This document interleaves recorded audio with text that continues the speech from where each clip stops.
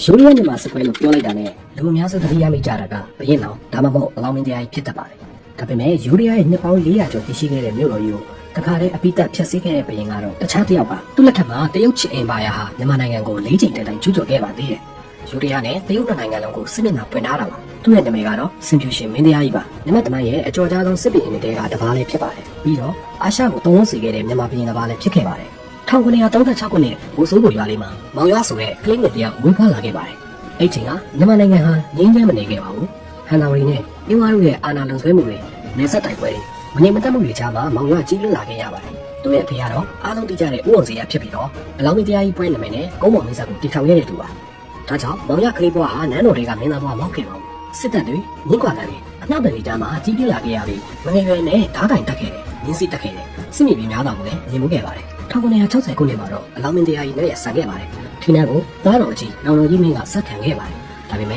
့၃နှစ်ကြာမှပဲနောင်တော်ကြီးမင်းလည်းလက်ရဆန်သွားခဲ့ပါတယ်။ဒီလိုနဲ့အသက်29အရွယ်မောင်ရလို့ခေါ်တဲ့မြေသူမင်းသားဟာကုန်းပေါ်အင်ပါယာရဲ့အပြင်ဖြစ်လာခဲ့ပါတယ်။နောက်ပိုင်းစင်ဖြူကျွန်းမျိုးကစင်ဖြူတော်တစ်စီးရရှိခဲ့တဲ့အတွက်စင်ဖြူရှင်ဆိုတဲ့ဘွဲတော်ကိုခံယူခဲ့ပါတယ်။ဒါပေမဲ့နန်းတလာရဲ့ဘရင်တည့်ရဲ့စိတ်ထဲမှာတော့အပြီးဆုံးသေးတဲ့အိမ်မက်တစ်ခုရှိနေခဲ့ပါတယ်။အဲ့ဒါကအယုဒ္ဓယပါ။သူ့ရဲ့ဖခင်အလောင်းမင်းတရားကြီးဟာယူရီးယားကိုကြည်တက်ခဲ့ဥပါတယ်။ဒါပေမဲ့အောင်မွေးမရခင်မှာပဲလက်ရဆန်ခဲ့ရတာပါ။ဒါကြောင့်ယူရီးယားကိုအနိုင်ယူဖို့ဆိုတာစင်ဖြူရှင်တို့ကနာမည်ချစ်တွင်တတ်တယ်မဟုတ်ခဲ့ပါဘူး။ဖခင်ရဲ့မပြီးဆုံးသေးတဲ့အိမ်မက်ကိုအဆုံးသတ်ပြီးဖို့လည်းဖြစ်ပါတယ်။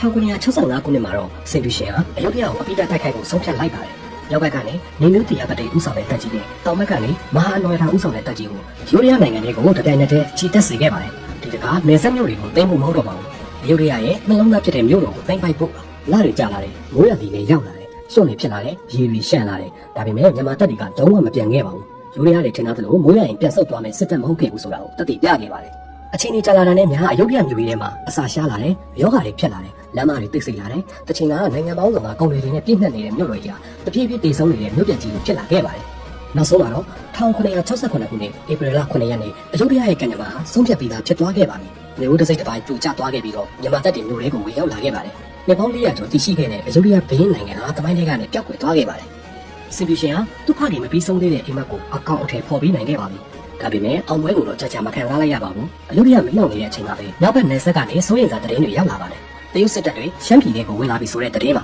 ါအစပိုင်းမှာတော့ဒီတရင်ကိုသိအရေးမထားခဲ့ကြပါဘူးနယ်စပ်တိုက်ပွဲတွေဆိုတာဖြစ်နေကြပဲဆိုတော့မကြခင်ပြီးသွားမယ်လို့ထင်ခဲ့ကြပါတယ်ဒါပေမဲ့ဒီတစ်ခါတော့လုံးဝမတူတော့ပါဘူးပေကျင်းနန်းတော်တွေကချင်းလုံဧကတွေကမြန်မာနိုင်ငံကိုတတိပေးဖို့စစ်တပ်ပဲလွှတ်လိုက်တာမဟုတ်တော့ပါဘူးဒုထောက်ခံမှုစစ်တပ်ကြီးတစ်ခုလုံးကိုဆေလွတ်လိုက်တာပါဟန်တော်လီပြိုကွဲပြီးနောက်မြောက်ပိုင်းရှမ်းစော်ဘားနယ်မြေတွေကတရုတ်နဲ့မြန်မာကြားဩဇာလုံးဆွဲရနယ်မြေတွေဖြစ်လာခဲ့ပါတယ်ကုန်းတော်အင်ပါယာအင်အားကြီးလာတာနဲ့အများဒီနယ်မြေတွေကိုစစ်ပြူရှင်ကပို့ပြီးတော့ထိန်းချုပ်လာခြင်းခဲ့ပါတယ်ဒါကိုတော့ချင်းလုံဧကတွေကလက်မခံနိုင်ခဲ့ပါဘူးပို့ဆိုးတာကရုတ်တရက်လိုအင်အားကြီးနိုင်ငံတစ်ခုမြန်မာလက်အောက်ကြားရောက်သွားတာကချင်းအင်ပါယာအတွက်အန်ဒီရဲ့အချက်ပေးခေါင်းလောင်းတစ်ခုလိုဖြစ်လာခဲ့တာပါဒါကြောင့်သူ့ရဲ့အကောင်းဆုံးစစ်တူကြီးတွေကိုတယောက်ပြီးတယောက်ဆေလွတ်ခဲ့ပါတယ်ပထမအချိန်မအောင်မြင်ခဲ့ပါဘူးဒုတိယအချိန်လည်းထပ်ပြီးတော့မအောင်မြင်ခဲ့ပါဘူးတရုတ်စစ်တပ်တွေကမြန်မာကိုနှစ်ချိန်တန်းကျူးကျော်ခဲ့ပေမဲ့လည်းအောင်မြင်မှုမရရှိခဲ့ပါဘူးဒီအချိန်မှာတော့ချင်းလုံးဧကတစ်ကလုံးဝဒေါသထွက်သွားခဲ့ပါတယ်ဒီတစ်ခါတော့သူ့ရဲ့အကောင်းဆုံးစစ်တူကြီးမင်းရွေကိုဆေလွတ်လိုက်ပါတယ်မင်းရွေဟာတာမန်ပေါ်ချက်မဟုတ်ပါဘူးချင်းနန်းတော်ရဲ့အနာဂတ်ကျေပွင့်ချင်းလုံးဧကတစ်ရဲ့ယုံကြည်မှုအရှိဆုံးစစ်တူကြီးတွေကတယောက်ပါဒီတကားနေဆက်ကိုလာတိုက်တာမဟုတ်တော့ပါဘူးအင်းဝါကိုတိမ့်ပိုက်ဖို့နဲ့ကုန်းမောင်အင်ပါယာကိုဖျက်ဆီးဖို့လာခဲ့တာပ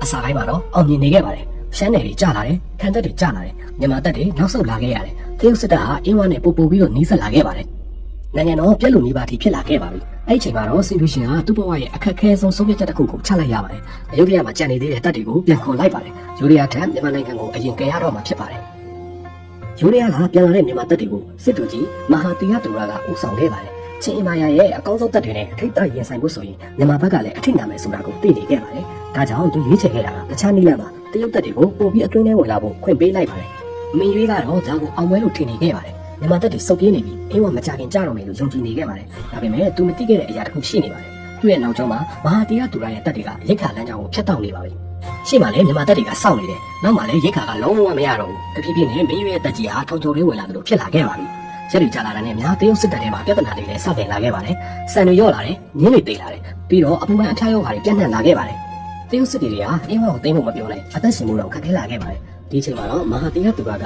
နောက်ဆုံးမပြီးတော့ပဲစတင်တိုက်ခိုက်ပါပြီ။နေမျိုးစစ်တူဗလာမင်းတင်နေမျိုးတူကစတဲ့စစ်တူကြီးတွေကလည်းအတန်တီးတီးကိုဥဆောင်ပြီးတရုတ်တပ်တွေကိုပိတ်ဆို့ဝန်းရံထားပါတယ်။အခုတော့မင်းရွေးဟာအရှေ့လည်းမတက်နိုင်တော့ဘူးလို့နောက်လဲဆုတ်လို့မရတော့ပါဘူး။သူ့ရဲ့အင်းဝါကိုသိမ်းမဲ့အိမ်မက်ဟာတိုးတောင်နေကြတဲ့မှာတဖြည်းဖြည်းပြိုကွဲလာခဲ့ပါတယ်။နောက်ဆုံးမှာတော့ချင်းအင်ပါယာရဲ့အကောင်းဆုံးစစ်တပ်တွေရဲ့တခုဟာအပိုင်းပိုင်းပြိုကွဲသွားခဲ့ရပါပြီ။ မေရီကိုယ်တိုင်လည်းလွတ်မြောက်နိုင်ခြင်းမရှိတော့ပါဘူးချင်းနိုင်ငံရဲ့မှတ်တမ်းတွေအရသူဟာအရှင်ဖမ်းငယ်ရမှာထက်ရှောင်းနေမှုကိုလက်မခံနိုင်တာကြောင့်ကိုယ့်တက်ကိုအဆုံးစင်ခဲ့တယ်လို့ဖော်ပြထားပါတယ်ဒါပေမဲ့ချင်းလုံးဧကရေဟာလုံးဝလက်မလျှော့သေးပါဘူးဒီတစ်ခါတော့မြန်မာတွေအဆုံးသတ်ရမယ်ဆိုပြီးတော့သူ့ဘဝရဲ့အကြီးမားဆုံးစစ်စင်ရေးတစ်ခုကိုထပ်မံပြင်ဆင်လိုက်ပါတော့တယ်အဲ့ဒီစစ်စင်ရေးဟာကောင်းလုံမြို့မှာဖြစ်ပွားမယ်တရုတ်မြန်မာစစ်ပွဲရဲ့တမိုင်းတစ်ခုဖြစ်လာတော့မှာပါတရုတ်စစ်သူကြီးမင်းရွေးတည်ဆုံးရတဲ့တဲ့ဟာဘေးချင်းတဲ့တစ်ခုလုံးကိုတုံ့လှုပ်သွားစေခဲ့ပါတယ်ဒါဟာတာမန်စစ်ရှုံးတာမဟုတ်တော့ပါဘူးချင်းအင်ပါယာရဲ့ဂုံတိတ်ခါကိုထိုးနှက်ခံလိုက်ရတာပါချင်းလုံးဧကရေကဒေါသတကြီးနဲ့မြန်မာကိုမနိုင်မချင်းမရက်ဘူးလို့ဆုံးဖြတ်လိုက်ပါတယ်ဒီခါမှာတော့သူ့ရဲ့အယုံကြည်ရဆုံးနဲ့အတော်ဆုံးစစ်သူကြီးတွေကတယောက်ဖြစ်တဲ့ပူရင်ကိုစီလွတ်လိုက်ပါတယ်ပူရင်ဟာတာမန်ဘုံချုံမဟုတ်ပါဘူးချင်းလုံးဧကရေရဲ့မိဖုရားဘက်ကဆွေမျိုး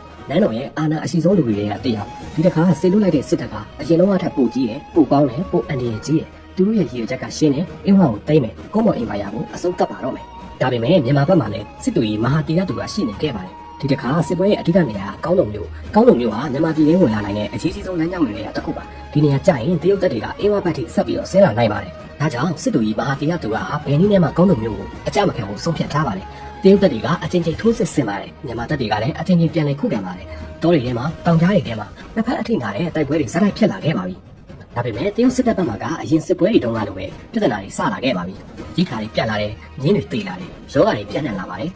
ချင်းစစ်တပ်ကတိုက်ပွဲတဲ့တဘာဝတရားနဲ့ရိခါပြဿနာကိုပို့ပြီးရင်ဆိုင်လာခဲ့ရပါတယ်နောက်ဆုံးမှာတော့တရုတ်စစ်ဗိုလ်ချုပ်ဖူရင်ကိုယ်တိုင်ကဒီစစ်ပွဲကိုအနိုင်ယူဖို့မဖြစ်နိုင်တော့ဘူးဆိုတာနားလည်သွားခဲ့ပါတယ်အဲ့ချိန်မှာတော့မဟာတီရသူကတမိုင်းကိုပြောင်းလဲသွားစေမယ့်ဆုံးဖြတ်ချက်တစ်ခုကိုချလိုက်ပါတယ်မြန်မာတပ်တွေကတရုတ်တပ်တွေကိုအကုန်တက်ပြစ်နိုင်တဲ့အခြေအနေမျိုးရှိနေခဲ့ပါတယ်ဒါပေမဲ့သူမလုပ်ခဲ့ပါဘူးငင်းငင်းဆွေးနွေးဖို့ကိုပဲရွေးချယ်ခဲ့ပါတယ်စစ်ပွဲဆက်ပြစ်နေရင်နှစ်ဖက်စလုံးပို့ပြီးတော့တိတ်ဆုံးကြလိမ့်မယ်ဒါကြောင့်နယ်မြေတွေတက်မှတ်ပြီးစစ်ပွဲရမယ်လို့တရုတ်ဘက်ကကမ်းလှမ်းလိုက်ပါတယ်စစ်သူကြီးတယောက်ရဲ့ဆုံးဖြတ်ချက်ထက်နိုင်ငံရေးသမားတယောက်ရဲ့ဆုံးဖြတ်ချက်နဲ့ပိုတူနေခဲ့ပါတယ်1969ခုနှစ်ကောင်းလုံမြို့မှာငင်းငင်းသဘောတူညီချက်ရရှိခဲ့ပါတယ်တရုတ်တပ်တွေနောက်ဆုံးတော့ပြန်ဆုတ်သွားခဲ့ရပါပြီ၄နှစ်ကျော်ကြာခဲ့တဲ့တရုတ်မြန်မာစစ်ပွဲကြီးလည်းအဆုံးသတ်သွားခဲ့ပါတယ်အင်းဝါဟာလုံးဝမကြခဲ့တယ်လို့ကုန်းမောင်မင်းဆက်ကလည်းလုံးဝမပြတ်စည်းသွားခဲ့ပါဘူးချင်းလုံးဧကလေးရဲ့အိမ်မက်တီကမပြေခဲ့ပေမဲ့စင်ဖီရှင်ဆိုတဲ့နာမည်ကတော့အာရှတခွင်လုံးကိုပြန့်နှံ့သွားခဲ့ပါတယ်စင်ဖီရှင်ဟာသူ့ဘဝတစ်လျှောက်လုံးစစ်ပွဲတွေမှာပဲနေထိုင်ခဲ့ရပေမဲ့1986ခုနှစ်အသက်39နှစ်အရွယ်မှာစစ်ပွဲတွေထဲမှာမကြဘဲနဲ့လေနာယောဂါနဲ့နှက်ရဆန်ခဲ့ပါတယ်အယုဒ္ဓယကိုဖျက်ဆီးခဲ့တဲ့ဘုရင်တရုတ်ကျူးကျော်မှု၄ချိန်ကိုရင်ဆိုင်ခဲ့တဲ့ဘုရင်အာရှတိုက်ကိုတောင်လို့စီခဲ့တဲ့မြန်မာဘုရင်စင်ဖီရှင်မင်းတရားကြီးဟာ